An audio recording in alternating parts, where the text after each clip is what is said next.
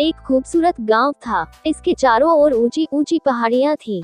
पहाड़ी के पीछे एक शेर रहता था। जब भी वह पहाड़ी पर चढ़कर दहाड़ मारता था तो गांव वाले डर के मारे कांपने लगते थे।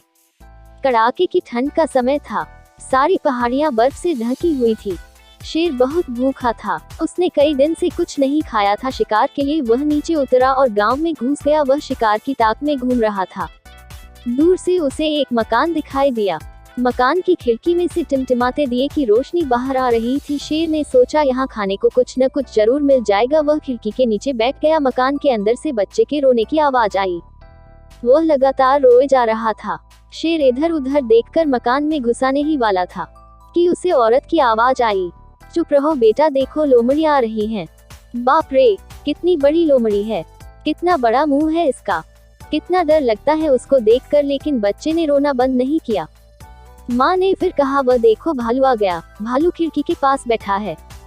बंद करो रोना, नहीं तो भालू अंदर आ जाएगा। लेकिन बच्चे का रोना जारी रहा। उस पर डराने का कोई असर न पड़ा। खिड़की के नीचे बैठा शेर सोच रहा था, अजीब बच्चा है यह, काश मैं उसे देख सकता।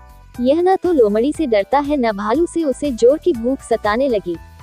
वो खड़ा हो गया। बच्चा अभी भी रोए जा रहा था।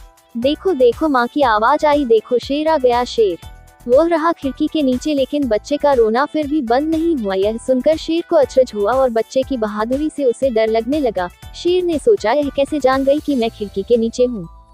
उसने खिड़की के अंदर झांका। बच्चा अभी भी रो रहा था। उसे शेर का नाम सुनकर भी डर नहीं लगा। शेर ने आज तक ऐसा कोई जीव नहीं देखा था जो उससे न डरता हो। अब उसे चिंता होने लगी। तभी माँ की आवाज फिर सुनाई दी, लो अब चुप हो जाओ। यह देखो किशमिश। बच्चे ने तुरंत रोना बंद कर दिया। बिल्कुल सन्नाटा छा गया।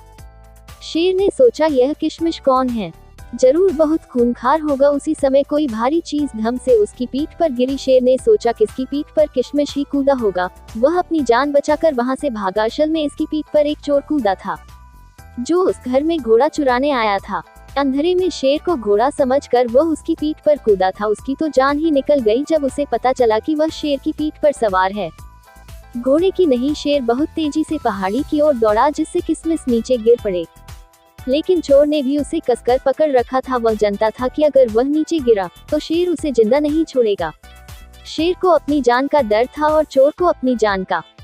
थोड़ी देर में सुबह का उजाला होने लगा। चोर को एक पेड़ की डाली दिखाई दी। उसने उछलकर डाली पकड़ ली और तेजी से पेड़ पर चढ़कर छिप गया। शेर से छुटकारा पाकर उसने चैन की सांस ली। शेर ने भी चैन की सांस ली। उसने मन ही मन कहा, हे भगवान, मेरी जान बचाने के लिए धन्यवाद। किशमिश तो सचमुच बहुत भयानक जीव है। और वह भूखा प्यासा वापस पहाड़ी पर अपनी गुफा में चला गया।